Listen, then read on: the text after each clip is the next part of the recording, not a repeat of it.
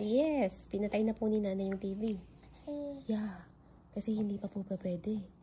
Opo, magaling kang magpuslit ng panonood eh. Opo, nagnininja moves ka eh. Opo, oh. Komportable ba dyan, nak? Charap? Ha? Opo, charap na higa. Charap po. Ha? Charap po. Kasya ka na pala dyan eh. Dati nalulubog ka pa eh.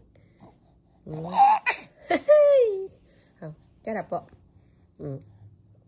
Tayo magkwentuhan ngayon kasi walang TV.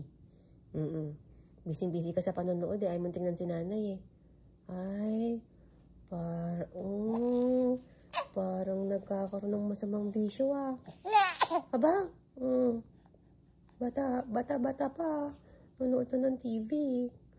Oh, tayo magkwentuhan. Yan, good job ka dyan. Opo.